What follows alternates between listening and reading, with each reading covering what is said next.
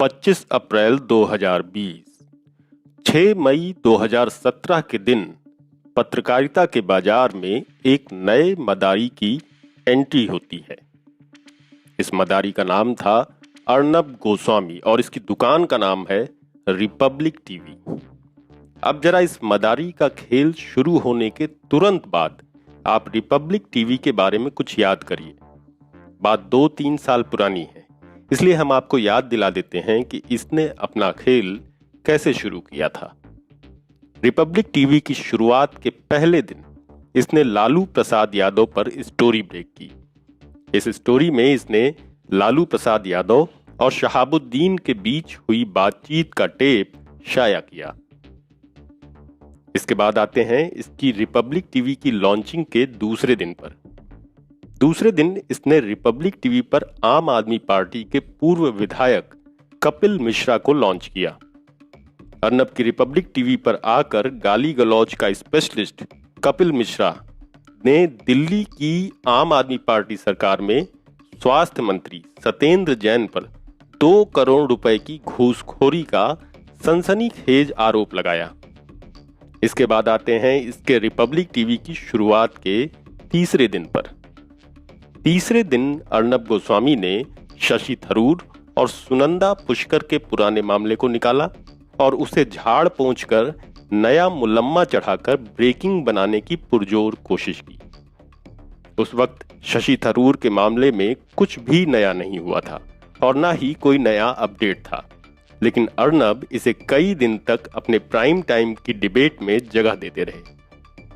इस बात को थोड़ा ध्यान में रखते हुए इस मुद्दे को कुछ देर के लिए यहीं छोड़िए और उससे पहले का एक मामला जानिए। जब आप टेलीविजन पर समाचार देखते हैं तो टीवी की स्क्रीन पर नीचे ब्रेकिंग न्यूज में जो लिख कर आता है, पत्रकारिता की भाषा में उसे टिकर कहा जाता है। न्यूज चैनलों में 24 घंटे कर्मचारी केवल टिकर का काम देखने के लिए ही रखा जाता है, ताकि जैसे ही कोई खबर ब्रेक हो तुरंत टीवी की हेडलाइंस में उसे नीचे लिख दिया जाए। इसकी शिफ्ट बदलती रहती है, जिस वजह से उस सीट पर एक आदमी हमेशा तैनात रहता है। ऐसे ही सन 2017 के सितंबर महीने की बात है। माया कोडनानी मामले में अमित शाह गुजरात कोर्ट में पेशी के लिए पहुंचे। ऐसा माना जाता है कि दर्जनों मुस्लिमों की हत्या के मामले में अमित शाह की भी भूमिका थी। रिपब्लिक चैनल के टिकर कर्मचारी ने इस खबर को हेडलाइन पर लगा दिया। जैसे ही खबर टीवी पर लगी, निरंजन नारायण स्वामी ने तुरंत उस कर्मचारी को फटकार लगाते हुए कहा, लेट्स नॉट टच दिस, मतलब कि इस खबर को बिल्कुल नहीं छूते हैं। निरंजन नारायण स्वामी रिपब्लिक चैनल की एडिटोरियल डेस्क के हेड थे। एडिटोरियल डेस्क का अर्थ होता है कि एक ऐसी समिति, एक ऐसी कमेटी जो ये तय करे कि फलां टीवी न्यूज चैनल में किस तरह की खबरें चलेंगी और किस तरह की खबरें नहीं चलेंगी। निरंजन नारायण स्वामी की इस करतूत की पूरी खबर आपको कैरवान मैगजीन की detailed story no land's man में मिल जाएगी। क्या कभी आपने सोचा कि वो इंसान जो लालू प्रसाद यादव, केजरीवाल से लेकर शशि थरूर को 3 दिन के अंदर लाइन में लगा देता है, वो अमित शाह का नाम आते ही शंट कैसे हो जाता है? इस सवाल का जवाब आपको रिपब्लिक चैनल के जन्म लेने की कहानी में मिलेगा। राजीव चंद्रशेखर नाम के एक बड़े उद्योगपति हैं। आपने टीवी फ्रिज बनाने की कंपनी बीपीएल का नाम सुना ही होगा। इस कंपनी ने सन 1995 के दौर में मोबाइल बनाने का काम शुरू किया था। इस पूरे प्रोजेक्ट को बनाने वाले आदमी का नाम था राजीव चंद्रशेखर। बाद में राजीव चंद्रशेखर कर्नाटक से 2 बार राज्यसभा सांसद बने, लेकिन इंडिपेंडेंट सांसद बने। देश में भाजपा सरकार आने के बाद ही राजीव चंद्रशेखर की ये कोशिश थी कि कैसे भी करके मोदी सरकार की कैबिनेट में उन्हें जगह मिल जाए। चूंकि बीजेपी में सांगठनिक रूप से चंद्रशेखर कुछ भी नहीं थे, और ना ही उनको बीजेपी का कोई अनुभव ही था। इसलिए उन्होंने दिल्ली मीडिया में इन्वेस्टमेंट के लिए प्लान बनाया। इसके लिए उन्होंने न्यूज एक्स चैनल से लेकर एनडीटीवी तक में बात की, लेकिन बात नहीं बनी। उन्हीं दिनों अर्नब गोस्वामी ने टाइम्स नाउ से इस्तीफा दिया था, या यूं कहें कि टाइम्स नाउ के मालिक विनीत जैन को यह खबर मिल गई थी कि अर्नब अब चैनल की जगह दाएं बाएं देख रहे थे, तो उनके टाइम्स बिल्डिंग में घुसने पर ही रोक लगा दी गई थी।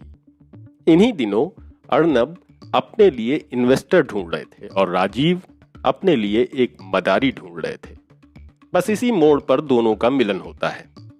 दोनों ने मिलकर रिपब्लिक टीवी चैनल के लिए AGR outlier media private limited नाम से कंपनी बनाई और काम करना शुरू किया।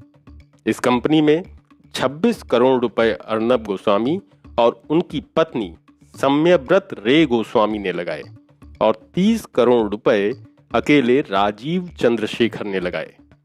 ये 30 करोड़ रुपए राजीव ने जुपिटर कैपिटल नाम की एक कंपनी के जरिए इन्वेस्ट किए।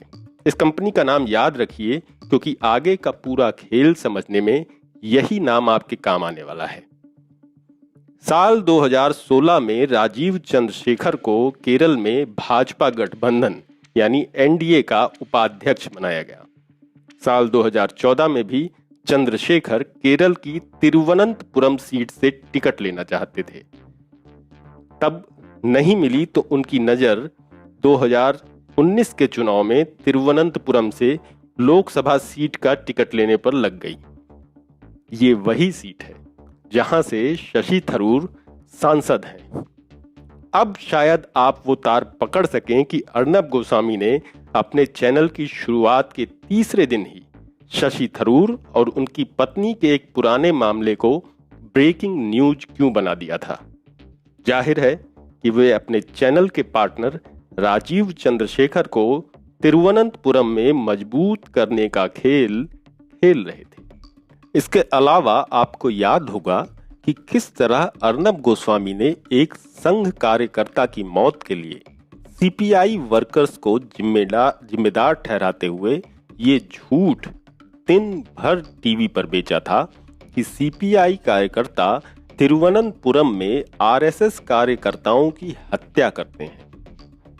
इसके पीछे एक ही कारण था, और वो इकलौता कारण ये था कि वे अपने पार्टनर राजीव चंद्रशेखर के लिए तिरुवनंतपुरम का मैदान साफ करना चाहते थे, और उसी कोशिश में अन-बन खबर चलाए जा रहे थे, चिल्लाए जा रहे थे।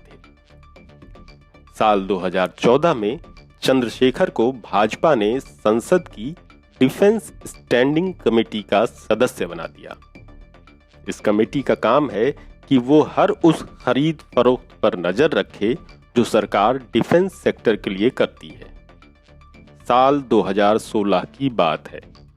एक कंपनी थी axis kids aerospace and technologies के नाम से। इसका शॉर्ट नाम है ACAT। साल 2016 में सरकार ने इसे 88 aircraft recognition training system supply करने का एक कॉन्ट्रैक्ट दिया। तब से लेकर ऐसे अनगिनत कॉन्ट्रैक्ट इस कंपनी को दिए गए। क्या आप जानते हैं कि इस ACAT कंपनी में किसका पैसा लगा हुआ है? इस ACAT में साल 2015 तक 75% शेयर, 75% शेयर जुपिटर कैपिटल के थे। वही जुपिटर कैपिटल जिसके मालिक चंद्रशेखर हैं और जिसके नाम से रिपब्लिक टीवी में 30 करोड़ रुपए लगाए गए हैं। अब आप देखिए कि ये कितना बड़ा घपला है कि सरकार जिस कंपनी को कॉन्ट्रैक्ट दे रही थी, उस कंपनी का मालिक डिफेंस स्टैंडिंग कमेटी का मेंबर था। ये कितना बड़ा कॉन्फ्लिक्ट ऑफ इंटरेस्ट है। मतलब जिस आदमी को कॉन्ट्रैक्ट बांटने का जिम्मा सौंपा गया है, वही खुद ही सारे कॉन्ट्रैक्ट ले रहा है। ये एक ऐसा भ्रष्टाचार है जो सीधे सीधे भ्रष्टाचार के रूप में नहीं पकड़ा जा सकता। इस पूरे मसले पर द वायर ने एक डिटेल्ड रिपोर्ट की थी। उस खबर के बाद ही राजीव चंद्रशेखर ने द वायर पर डिफेमेशन का केस कर दिया था, यानी मानहानि का दावा कर दिया था। ऐसा बताया जाता है कि प्रत्यक्ष और अप्रत्यक्ष रूप से राजीव चंद्रशेखर के पास 7,500 करोड़ रुपए की संपत्ति है।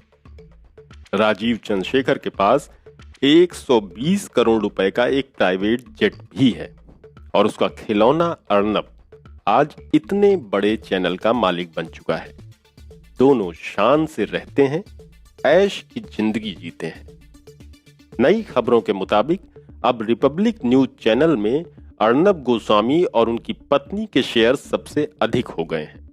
इसलिए किस दिन टीवी पर कौन सा एजेंडा चलाना है, उसका डिसीजन फिलहाल वे खुद ले सकते हैं। अर्नब केंद्र सरकार और उसके समर्थकों की ताकत से भली भांति परिचित हैं। इसलिए इस वक्त उनकी भाषा किसी सरकारी भोंपू से भी निचले स्तर पर आ गिरी है। सरकार भी जो विज्ञापन देती है, भले ही वो टीवी पर चलें या अखबार में छपें, कभी गौर करिए कि उनकी भाषा कितनी सधी हुई और कितनी अच्छी होती है। चैनल के पिछले मालिक यानी राजीव चंद्रशेखर और नए मालिक यानी अर्नब गोस्वामी दोनों करोड़पति हैं। दोनों को सरकार से फायदा होता है, दोनों सरकार का फायदा करते हैं, दोनों लग्जीरियस लाइफ जीते हैं। लेकिन इससे आपको क्या मिला? कभी आपने सोचा कि अर्नब ने आपकी रोजी रोटी के कितने सवाल सरकार से पूछे? महामारी की वजह से आपके रोजगार बंद हैं, महामारी की वजह से आपकी दुकानें बंद हैं, आपके ठेले बंद हैं। आपकी भूख और रोटी के सवाल न पूछकर अर्नब अभी भी आपको हिंदू मुसलमान में उलझाए हुए हैं। आखिर क्यों? आप क्यों इस बात को नहीं समझते कि आप सिर्फ यूज किए जा रहे हैं? वैसे इस पूरे खेल को समझना उतना भी मुश्किल नहीं है अगर आप सच में इसे समझने के लिए गंभीर हैं। तो आप आराम से समझ सकते हैं कि सरकार ने राजीव चंद्रशेखर को डिफेंस स्टैंडिंग कमेटी का मेंबर क्यों बनाया और राजीव चंद्रशेखर ने अर्नब गोस्वामी के चैनल में पैसा क्यों लगाया। अब समझ में आया कि जो आदमी पूरे दिन सोनिया सोनिया, राहुल राहुल, लालू लालू कर सकता है, वो अमित शाह का नाम लिखने से पहले ही ये क्यों कह देता है कि इसको तो छूना ही नहीं।